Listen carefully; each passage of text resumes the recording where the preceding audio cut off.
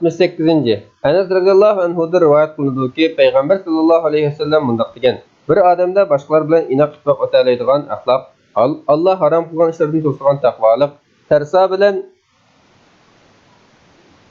tang bo'lishdan saqlaydigan tamkinlik bo'lsa, uning iymoni mukammal bo'ladi. U mukofot haq bo'ldi. Bazzar rivoyat qilgan. 69. Anas radhiyallohu anhudan rivoyat qilinadiki, payg'ambar sallallohu alayhi vasallam mundaq degan: har qanday bir kishi meni o'zining ota-onasi, bola vaqisi va jami insonlarni ortiq ko'rmaguncha haqiqiy mo'min bo'la olmaydi. Buxoriy 15-hadis.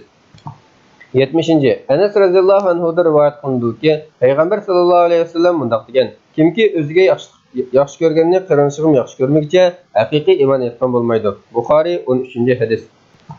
71. Abu Umama radhiyallohu anhudan rivoyat qilinadiki, payg'ambar sallallohu alayhi vasallam mundaq degan: kimki Alloh uchun yaxshi ko'rsa va Alloh uchun yomon ko'rsa, Alloh uchun bersa va Alloh uchun bermasa, iymoni mukammal bo'ladi. Abu Davud 681-hadis. 72. Abdurrahman ibn Abu Layla dadisi Abu Layla radhiyallohu anhudan payg'ambar sallallohu alayhi vasallamning mundaq deb ta'lim berganligini rivoyat qiladi: har qanday kishi meni o'z nafsidan, oilamni o'zining oilasidan, urug' tuqqanlarimni o'zining urug' tuqqanlaridan va mening zotimni, vujudimni o'zining zotidan, vujudidan bakrak yaxshi ko'rmaguncha iymon etgan bo'lmaydi.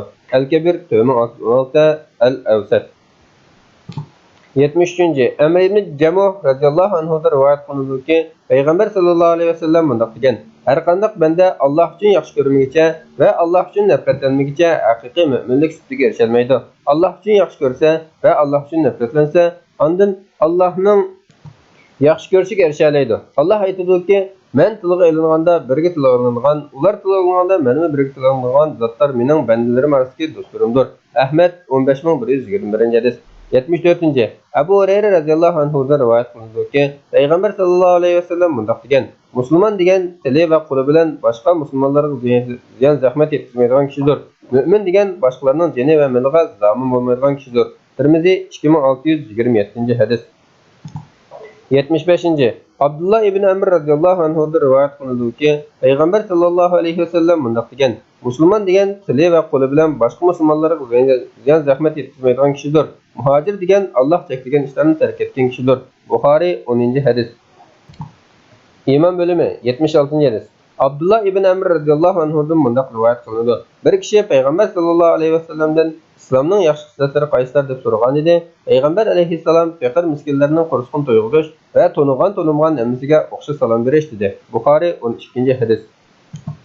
77. Abu Said radhiyallohu anhudan rivoyat qilinadiki, payg'ambar sallallohu alayhi vasallam mundaq degan: sizlar biror kishining masjidni qilib qolmaydiganligini ko'rsanglar, uning haqiqiy mo'minligiga guvohlik beringlar. Chunki Alloh taolo Qur'on Karimda mundaq deydi: Allohning masjidini faqat Allohga va oxirat kuniga iymon etgan, namoz o'qigan, zakot bergan, Allohdan boshqadan qo'rqmaydigan kishilarga obod qiladi.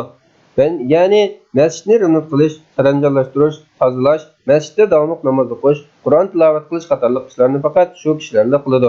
Tirmiziy 2617-hadis. 78. Anas ibn Malik radhiyallohu anhudan rivoyat qilinadiki, payg'ambar sallallohu alayhi vasallam mundaq degan: tövendeki üç türlük iş imanның asasi prinsipleridandir. Birinci, Allah'tan başka hiç ilah yoktur degan kishiga til uzatmaslik. Gerçi o ma'lum gunoh qilgan bo'lsa-mu, uni kafir demaymiz. Uning qilgan biror ish tufaylidan uni islomdan chiqarib o'tmaymiz. Ikkinchi, jihad qilish. Jihad men payg'ambar qilib avatilgandan boshlab ta oxirgi zamondagi ummatim Dajjal bilan ilishqicha davom qiladigan, na zolimning zulmi, na odilning adolati bekor qilinmaydigan farzdir. Uchinchi, taqdirga iymon etish. Abu Davud 2532-hadis. 79. Abdullah ibn Mas'ud radhiyallohu anhudan rivoyat qilindiki, sahobalar payg'ambar sallallohu alayhi vasallamdan vasvasa haqida so'rab, "Ey Rasululloh, ba'zi ko'nglimizga shunday bir narsa keladiki, birimizning o narsani olgandan ko'ra kuyib bo'lib ketishi yoki osmondan yerga tushib ketishi yaxshiroq" deganida, payg'ambar sallallohu alayhi vasallam ularga "Ana shuni tilga olishdan shu darajada qo'rqishning o'zi iymonning soptiqligining alomatidir" deb javob berdi. Muslim 133-hadis.